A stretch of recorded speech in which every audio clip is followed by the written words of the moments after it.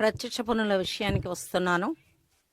రాష్ట్రంలో నేను ఈ పన్నుల సంస్కరణలను చేయటం జరిగింది.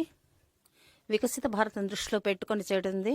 క్రిమినల్ లాకి సంబంధించి మా ప్రభుత్వం గతంలో భారత న్యాయ సంహిత మీద హామీ ఇవ్వడం జరిగింది. భారత దండ సంహితను తీసివేసి దీన్ని చేయటం జరిగింది.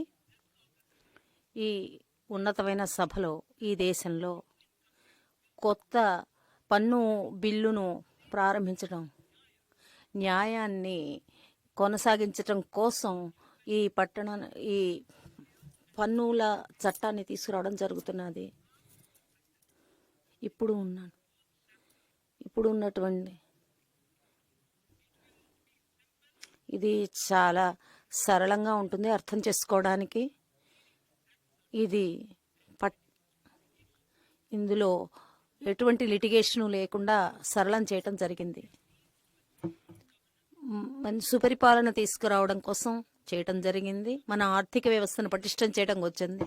ముఖ్యంగా వీరందరిని కూడా మంచి స్పందన కలగడం కోసం చేయడం జరుగుతున్నాం.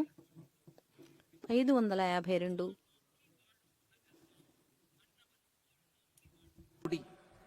మీనింగ్ అనగా ఎవరన్నా ప్రాణులందరూ కూడా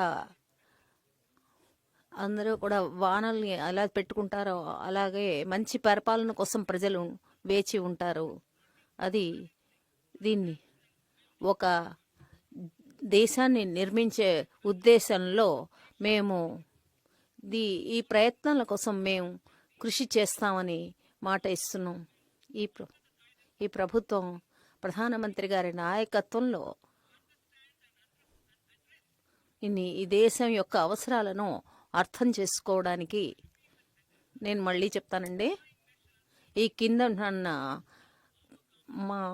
కింద మేము చెప్పే విషయాలన్నీ కూడా ప్రధానమంత్రి గారు నాయకత్వంలో ఈ దేశంలో దేశ ప్రజల యొక్క ఆకాంక్షలను నెరవేర్చడానికి తీసుకున్నాం అన్ని రకాల చర్యలు తీసుకున్నాం. దీని లక్ష్యాలు ఏమిటంటే వ్యక్తిగతమైనటువంటి ఆదాయ పన్నులను మధ్యతరగతి ప్రజల గురించి చేయడం జరిగింది. టీడీఎస్ వాటినన్నింటినీ కూడాను హేతుబద్ధీకరణం చేశాను. అలాగే వాళ్ళు స్వచ్ఛందంగా వాళ్ళు చేయడం గురించి దాన్ని ఉత్సాహపరచడానికి ప్రయత్నం చేస్తున్నాం. అలాగే వారి ఉద్యోగాల్లోనూ పెట్టుబడుల్లోనూ ప్రోత్సహించడానికి చేస్తున్నాం. టీడీఎస్ టీసీఎస్లను హేతుబద్ధీకరణ వీటిని మేము పన్నులను తగ్గుదలను చేయటం జరిగింది. టీడీఎస్లను ఎన్నిటినో కూడా మేము తగ్గించడం జరుగుతున్నాం. టీడీఎస్ దాన్ని తగ్గించటం, ట్యాక్స్ కొరిగించడానికి ఇది మరింత స్పష్టతను తేపటానికి ఏకరూపతను తేవడానికి కృషి చేస్తున్నాం. వీరికి సీనియర్ జనులకు ఇప్పటికంటే 50,000 నుంచి ₹1,00,000 దాన్ని రెట్టింపు చేయటం జరిగింది. ఇదే విధంగా 2.4 లక్షల రూపాయల నుంచి టీడీఎస్ను దాని మీద 6 లక్షల రూపాయలకు ఆదాయాన్ని తగ్గించడం జరుగుతున్నది. ఇది కూడా ఎన్నో రకాల ఆదాన ప్రదానాలను తగ్గించటం జరుగుతుంది. ఇక్కడ మూలంలో ఆదాయాలను పన్నులను కట్ చేయటం అనేది జరుగుతుంది. ఇది 7 లక్షల నుంచి 10 లక్షలకు పెంచటం జరిగింది.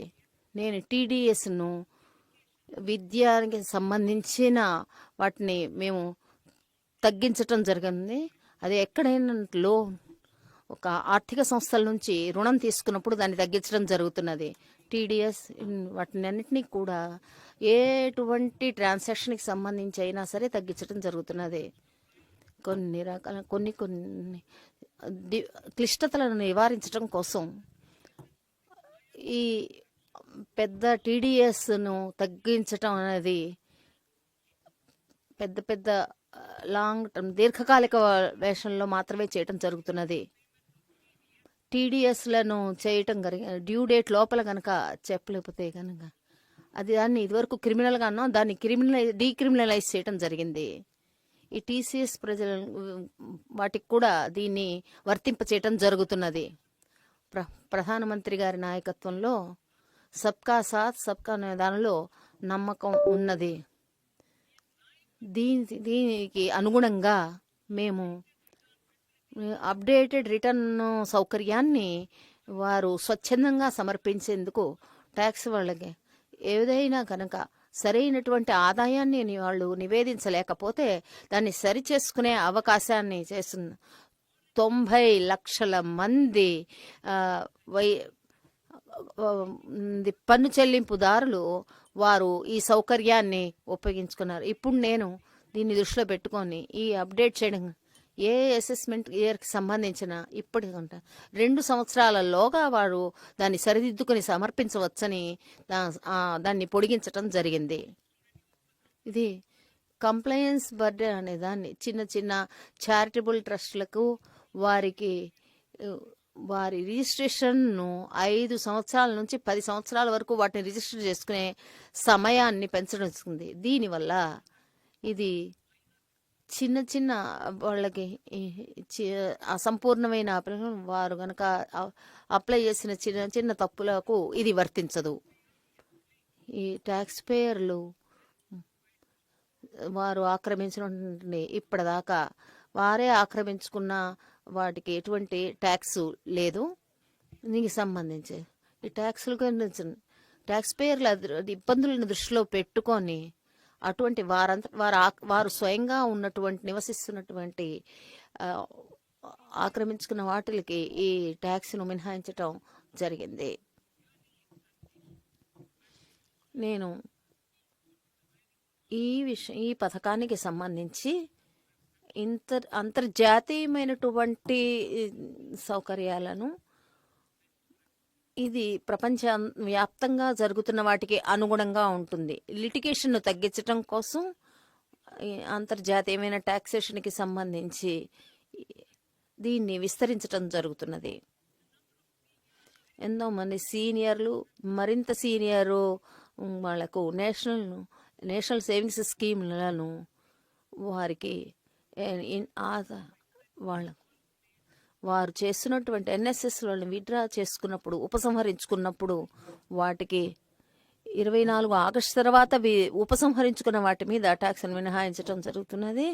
ఎన్పిఎస్ వాళ్ళకి సంబంధించిన అకౌంట్లకు ఖాతాలకు సంబంధించి వారి మొత్తం మీద వారికి వచ్చే మినహాయింపులతో సంబంధించి ఈ మినహాయింపు ఉంటుంది.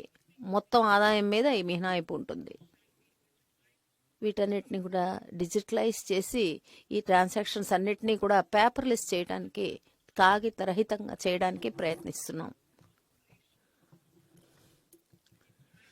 జూలై 24లో మేము కొన్ని విశ్వాస స్కీమాన్ని చేయటం జరిగాము. ఎందుకంటే ఆదాయ పన్నుల గురించి వివాదాలను పరిచయం జరుగుతుంది. 33,000 వారు పన్ను చెల్లింపుదారులు ఈ సౌకర్యాన్ని ఉపయోగించుకున్నారు.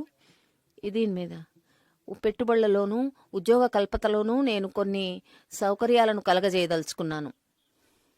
ఇక్కడ